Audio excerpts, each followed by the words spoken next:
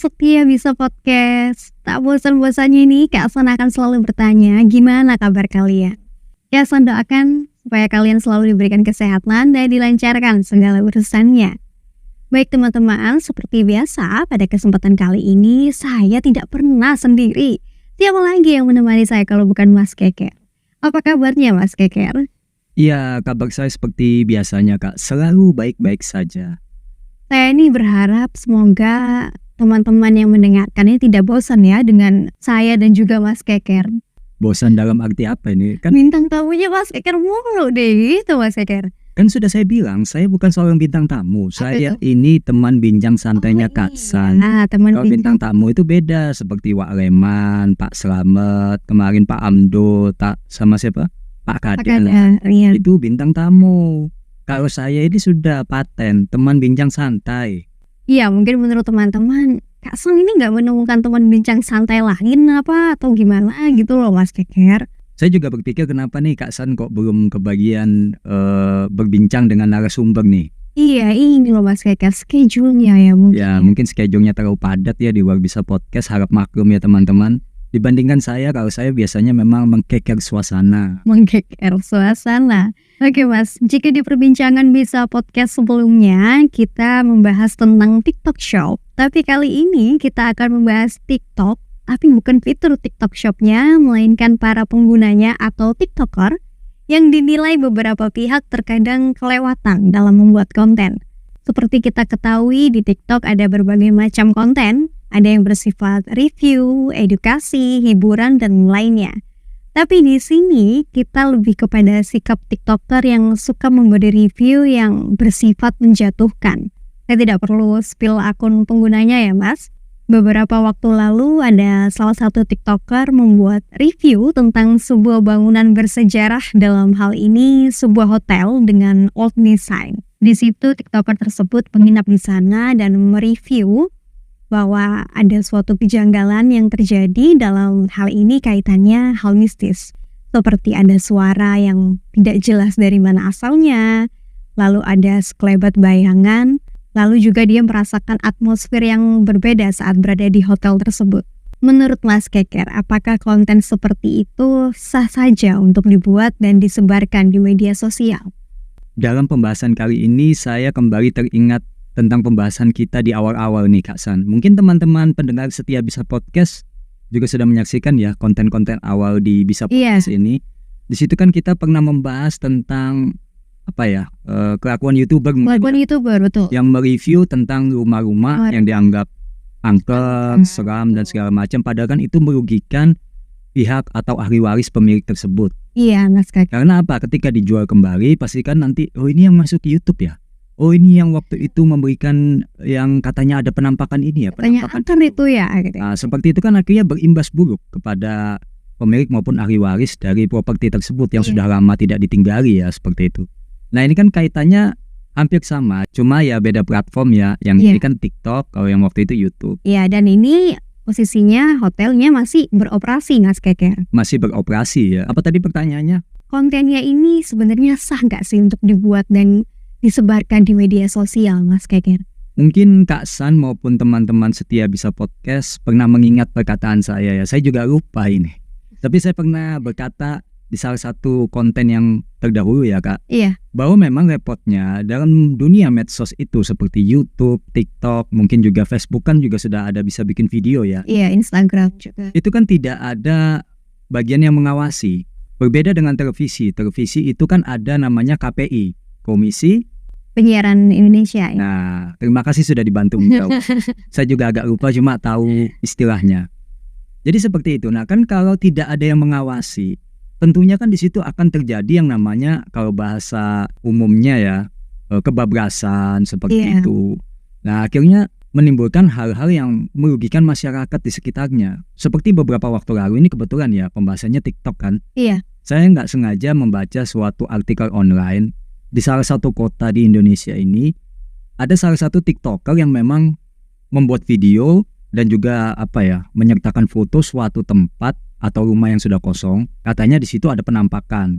Dengan dalih seperti ini, saya hanya memberikan sebuah tempat dan lokasi seperti itu. Yang mau uji nyali silahkan. Kurang lebih seperti itu captionnya. Akhirnya mengundang reaksi dari warganet ya, warga sekitar situ juga mengatakan bahwa selama saya duduk di sini, selama saya sering ke sini, tidak pernah tuh ada kejadian-kejadian aneh.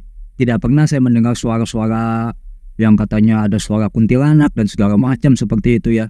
Dan juga tidak pernah ada penampakan-penampakan. Nah itu warga sekitar yang memang berinteraksi setiap hari di situ dengan lokasi tersebut kan. Iya. Itu mengatakan hal seperti itu. Tetapi kenapa seorang TikToker yang mungkin hanya sekedar lewat, atau YouTuber mungkin yang sekedar cuma lewat juga, itu entah mungkin lagi berhalusinasi atau apa, melihat sesuatu di tempat itu, akhirnya dibuatlah konten. Supaya apa sih? Supaya viral.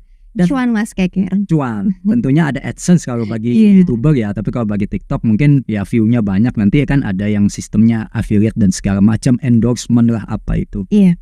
Menurut saya hal-hal seperti itu perlu memang ada tindakan khusus dari tim terkait ya, timnya TikTok. Kalau memang itu di platformnya TikTok ya harus tim terkait TikTok itu mendengar aduan-aduan yang disampaikan oleh masyarakat. Semisal konten ini hoax misalnya, konten ini menyesatkan. Nah itu kan nanti terkena undang-undang ITE soalnya. Karena ini kan adanya di media elektronik. Semisal tadi kategorinya di sini suatu hotel ya, hotel yang nuansanya itu old ya. Old ya. Zaman Vintage old. gitu Mas. Vintage. Oke, baik, terima kasih. Ketika di review misalnya kebetulan kan memang TikToker itu katanya menginap di situ ya. Iya. Berarti kan dia keluar budget untuk nginap. Iya. Nah, tentu saja tidak serta-merta Anda keluar budget terus seenaknya bikin review. Kita harus bisa menelisik dari berbagai aspek, Kak. Suara-suara yang dibilang suara-suara mistis itu suara yang seperti apa? Kalau semisal mohon maaf ada tikus lewat, retek bunyinya seperti itu, nanti dianggap seperti jejak kaki. Nanti kalau misalnya ada angin terkena misalnya benda-benda lain gitu ya, membentuk suatu seperti suara seperti itu misalnya, dianggap itu suara mistis, padahal belum tentu. Kan bisa ya, itu tadi harus dari aspek yang lain. Itu adalah bisa jadi memang soal alam seperti itu kan, benda-benda di sekitar bersentuhan dengan angin misalnya atau dedaunan menimbulkan suara-suara yang mungkin serupa dengan film-film horor. Iya. Akhirnya diklaimlah seperti itu bahwa ini film akhirnya diklaimlah bahwa ini adalah suara mistis, ini suara horor, di sini ada penunggunya banyak segala macam. Iya. Mengenai sekerbatan tadi itu juga bisa, mungkin dia kebanyakan melihat layar handphone seperti itu ya, kebanyakan sinar yang masuk ke mata seperti itu. Akhirnya ketika dia memalingkan pandangannya, di situ tercipta yang namanya bias cahaya. Oh iya. Jadi tanpa disadari bias cahaya itu dianggap sekerbatan. Nah ini kalau kita berbicara dari aspek yang lain ya. Yang positif ya Mas Keker ya. Nah tentunya ini kan merugikan pihak hotel yang masih beroperasi ini. Seperti itu Kak.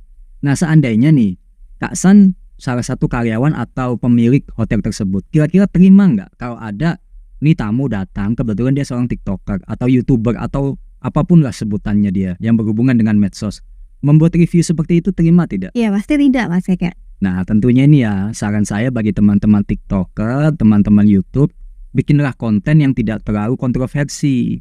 Nah harus seperti ini, tetapi ya repot juga seperti yang saya katakan tadi.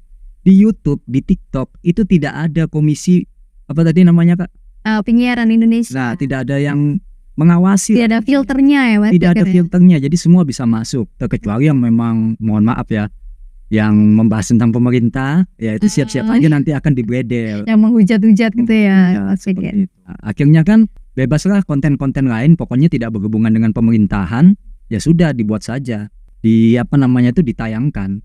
Bebas, bisa dibagikan ya kan. Tapi yang saya tahu juga, ini sesuai saya mempelajari ini ya, analisis sistemnya ya, bukan sekedar setahu saya. Kalau setahu saya itu yang repot. Saya selalu menekankan ini bukan setahu saya, tetapi memang saya mempelajari analisis sistemnya di kedua platform tersebut. Jika ada aduan berupa komen, berupa tombol laporkan segala macam, itu nanti akan bisa di-banned jika memang pihak pemilik akun tersebut tidak menyadari kesalahannya. Nah seperti itu ya Kak Sania. Jadi kan nanti akan bisa terkena undang-undang ITE. Jangan lupa sekarang undang-undang ITE ada, itu tidak bisa sembarangan. Nah kalau seandainya apa yang dikatakan di konten tersebut itu ternyata hoax atau menyesatkan, berarti dia termasuk orang yang dengan sengaja dan tanpa hak menyebarkan berita bohong dan menyesatkan, yang akhirnya mengakibatkan kerugian konsumen dalam transaksi elektronik. Nah, akhirnya ini pasal apa yang kena? Yang saya ingat dan saya pahami itu pasal 28 ayat 1 Undang-Undang Oke. ITE ya, seperti itu. Nah, juga ada pidana penjaranya nih Kak, 6 tahun. Nggak main-main ya Mas Keker. Cuma nyebarin berita hoax tuh, Iya. 6 tahun. Jadi itu saran saya untuk teman-teman setia Bisa Podcast, bijaklah dalam menggunakan media sosial. Tapi menurut Mas Keker nih, kalau saya telisik lebih lanjut, ini dari pihak hotel juga tidak ada tindakan untuk melaporkan pengguna ini Mas Keker. Menurut Mas Keker ini dari pemilik hotelnya memang ya udahlah kayak gitu atau kayak gimana sih Mas Keker? Kok tidak ada rasa ingin menindak gitu? Ya mungkin bisa jadi, ini bisa jadi ya kalau Iya. ini kan analisa ya Kak ya. Iya. Bisa tepat, bisa tidak. Karena apa? Kita mengurus seperti itu pasti akan ada memakan waktu dan biaya. Ketika kita memperkarakan orang, Iya. walaupun sudah ada buktinya, ini saya punya bukti video yang membawa-bawa nama usaha saya, yaitu di bidang hotel, memberikan review jelek tentang hotel saya, katanya di sini angker, mistis dan segala macam seperti itu. Iya. Tentu kan itu ada proses penyelidikan lagi, mencari akunnya ini siapa, terus nanti dicari yang waktu itu nginep pada tanggal sekian siapa, kan memakan proses. Betul. Akhirnya mungkin pihak hotel merasa ya selama tidak berimbas terlalu negatif, selama tidak membuat pengunjung sepi, ya sudah kita abaikan saja. Oke Mas Keker. Jadi yang perlu digarisbawahi adalah jangan terlalu suka dalam membuat sesuatu yang viral namun ternyata hoax ya Mas Keker. Benar sekali Kak San. Berbijaklah dalam menggunakan medsos begitu ya. Betul sekali Kak San. Karena seperti ini ya, kita harus bisa tahu latar belakang setiap TikToker itu kan berbeda-beda. Iya. Latar belakang seorang YouTuber juga berbeda-beda. Ada yang memang mereka itu ingin memberikan edukasi, ada yang memang mereka itu yang ingin membuat konten yang menyenangkan penontonnya seperti itu ya. Iya. Ada juga memang konten-konten yang menyajikan ya sudah kita bubi saja yang namanya kebohongan di sini. Hoax lah seperti Hoax. itu. Yang penting rame, yang penting view-nya banyak. Yang Iya, penting nanti jam tayang naik, yang penting nanti AdSense masuk, yang penting nanti endorse masuk. Yang penting itu Yang ya. nggak pentingnya di mana? Yang nggak penting perasaan orang yang dirugikan akhirnya. Betul Mas Keker. Lanjut nih Mas ke contoh kasus berikutnya. Ada seorang individu yang membeli perhiasan di salah satu toko perhiasan. Di dalam nota pembelian tersebut sudah jelas bahwa ada syarat dan ketentuan dalam hal bila perhiasan tersebut dijual kembali, sebaiknya memang harus dijual lagi kepada toko tersebut. Namun di kemudian hari ternyata ketika pembeli tadi ingin menjual perhiasan itu di toko tersebut setelah mendapati harga jual yang lebih rendah dari harga umum jual beli emas, pembeli tadi sontak marah ke karyawan toko tersebut lalu merekam karyawan yang bertugas saat itu.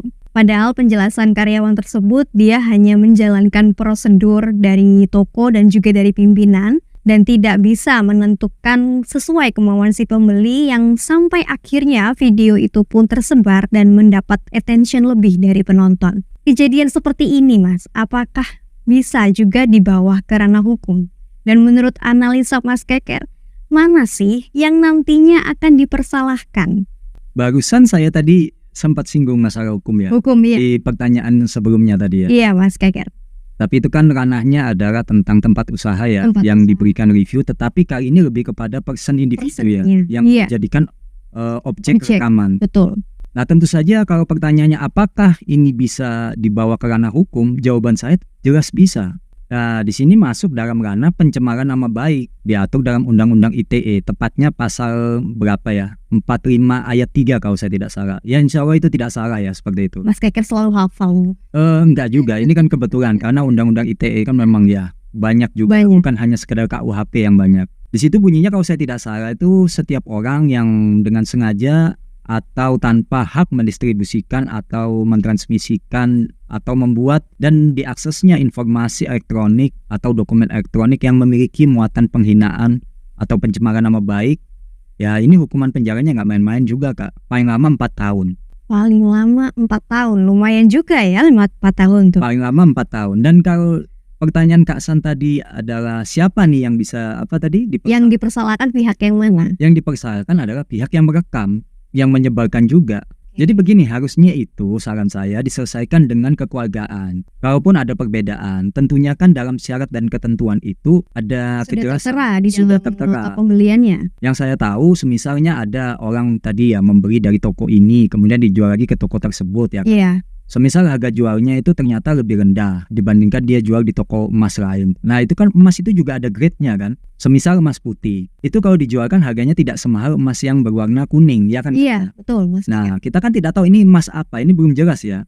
Emasnya ini emas warna emas itu kuning itu. Oh warna kuning. Iya, cuman semisal dia belinya 5 juta. Iya. 5 juta. Nah, ketika dijual itu 50% Mas. Jadi cuma 2.500.000. Dan oleh karena itu dia akhirnya marah lalu yaitu merekam tadi. Tetapi sebelumnya kan sudah ada ini pastinya perjanjian jual belinya atau syarat ketentuannya kan sudah Mas sudah diketahui si pembeli. Sudah, tapi dia bilangnya ya biasanya toko emas itu nggak seperti ini, begitu Mas Keker. Nah ini kembali lagi Kak, kalau memang sudah diketahui di awal terus dipermasalahkan sampai merekam dan akhirnya disebarkan di media sosial. Nah ini adalah salah satu kefatalan. Dari segi hukum itu sudah masuk ke ranah hukum. Sudah ya Mas ya? Sudah masuk, seperti itu. Lalu Mas Keker, jika kasusnya seperti ini, ada pencuri yang tertangkap basah, lalu pencuri itu direkam nih oleh mungkin 1 atau 2 orang. Ini kasusnya seperti apa? Maksudnya ada pencuri yang tertangkap basah direkam sama warga sekitar, warga yang menangkap. Iya. Ya ini juga masuk IITE. Kalau misalnya rekaman itu sifatnya untuk barang bukti ke pihak kepolisian, iya, itu memang boleh. Tapi kalau dimasukkan ke media sosial, disebarluaskan, nah, tapi kembali lagi ya, hukum di negara kita ini kan ada pengecualian-pengecualiannya juga. Jadi tidak bisa semua aturan itu diberlakukan secara aktif. Kalau sesuai dengan koridor hukum yang berlaku misalnya, setiap orang yang menyebarkan tanpa izin dan terkandung pencemaran nama baik, kan orang mencuri itu salah, tapi disebarkan. Harusnya kan yang tahu hanya orang yang menangkap. Iya. Dan juga pihak kepolisian. Iya, dan betul, mungkin ya? Pihak wartawan ya Mas Keker ya. Ya, pihak wartawan juga misalnya. Kalau itu sudah terendus media ya. Betul. Nah, kemudian kan kalau di dalam surat kabar juga sering kan kalau kita lihat Kak San ya, ada yang matanya ditutup begitu ya. Oh iya. Kan tidak langsung serta-merta wajahnya ditunjukkan. Ada yang dia difoto menghadap ke belakang bahwa itu disajikan di surat kabar, benar nggak? Oke. Tapi kan kalau di medsos misalnya di video kan kelihatan langsung. Nah tentu di sini sudah mengandung muatan dalam apa tadi itu ya media elektronik itu tadi. Itu saya sempat ingat ada kasusnya yang sama. Ini tentang pencurian 2 handphone yang dilakukan oleh teman kerjanya. Kebetulan teman kerjanya ini sadar ada CCTV di tempat handphone itu hilang. Nah akhirnya dia meminta kepada security untuk menunjukkan rekaman CCTV. Akhirnya security itu mendapatkan rekaman CCTV tersebut. Nah ditunjukkanlah kepada si korban tadi, korban yang kehilangan 2 handphone. Korban yang kehilangan, iya. Akhirnya direkam lah dengan handphone punya temannya. Direkam, oh ternyata pencurinya ini temannya sendiri gitu kan ya. Disebarkan di media online. Akhirnya apa? Kak San tahu, malah orang yang sudah jelas-jelas videonya itu ada, itu malah menuntut balik, melaporkan balik, kena pasal berlapis pula. Nah jadi begini, kalau penjelasan secara konkretnya adalah memang selalu ada pengecualian. Pihak yang merugikan dan dirugikan itu harus ditelisik. Mana ini yang lebih dirugikan? Oke lah. Semisal Anda kehilangan 2 buah handphone. Iya. Ketika Anda sudah tahu pelakunya kan langsung saja menghubungi pihak kepolisian bahwa bukti itu selesai. Iya, tapi betul. kalau di media sosial yang menjadi hakim adalah warganet jadinya. Kan ini jelas merugikan. Ketika siapa tahu kita tidak boleh dong menutup kemungkinan siapa tahu orang itu bertobat nantinya. Iya. Tapi dengan beredarnya di media sosial, akhirnya kan oh ini yang waktu itu. Akhirnya menjadi kayak cap ya Mas Keker ya, atau menjadi brand image yang negatif. Brand image yang negatif. Seperti itu Kak. Karena yang saya tahu Mas Keker, sekarang banyak sekali di media sosial terutama Instagram dan TikTok itu banyak sekali mereka yang merekam, entah itu pencuri, entah itu misalnya ya intinya tentang negatif ya, pelaku negatif begitu, pelaku kejahatan Mas Keker. Saya juga heran kalau dulu memang seperti Mas Keker katakan di surat kabar itu ditutup ya matanya. Iya. Dan kalaupun di berita itu misalnya diburamkan, kalau di media sosial ini malah terang-terangan, dan itu yang sudah pasti kita ketahui sudah menjadi konsumsi Mas Keker, di mana ada komen-komen yang pastinya negatif dan share kemana-mana pastinya. Ya betul sekali Kak San. Tetapi itu tadi, apakah salah nggak? Kan kebanyakan orang bilang loh, apa salahnya menyebarkan sesuatu yang benar, itu kan sesuai fakta, gitu kan. Tetapi jangan lupa ini negara hukum, semua diatur oleh hukum. Jadi jangan Anda membuat peraturan yang di luar aturan negara. Berarti Anda sudah siap dengan konsekuensinya. Tinggal seperti itu aja. Jadi kalau misalnya ada orang yang sengaja menyebarkan nih berita maling gitu kan, berita tentang pencurian seperti itu, kasus-kasus seperti itu secara gamblang. Kalau dia besok akhirnya si keluarga pelaku tadi akhirnya menuntut misalnya, mau menempuh jalur hukum juga, berani keluar modal nih ya, modal waktu, tenaga gitu kan. ya sudah bisa kena itu yang menyebarkan. Cuma kan selama ini masih ya diam-diam aja, Diam-diam aja. masih aman lah. Tapi Mas Keker, kalau semisal nih si penyebar malah bilang, loh saya ini menyebarkan ke kamu, menyebarkan ke medsos itu untuk kalian nih supaya berjaga-jaga, itu bagaimana Mas Keker? Mungkin berjaga-jaganya itu benar. Itu Oke. kalimat yang itu mengandung arti bahwa jangan sampai nih ada yang mengalami hal seperti ini. Iya. Tetapi ya itu sekali lagi saya kembali kepada aturan negara. Bukan berarti saya ini ya terkesan mengikuti aturan yang berlaku lah, enggak. Tapi memang faktanya seperti itu. Ketika kita coba melanggar dengan alasan apapun, entah itu benar, entah itu salah. Apalagi salah ya, yang benar saja misalnya kan tadi, loh apa salahnya saya menyebarkan video orang yang lagi mencuri? Ini fakta loh, dia mencuri itu kan salah. Apa-apa kita sebarkan biar malu.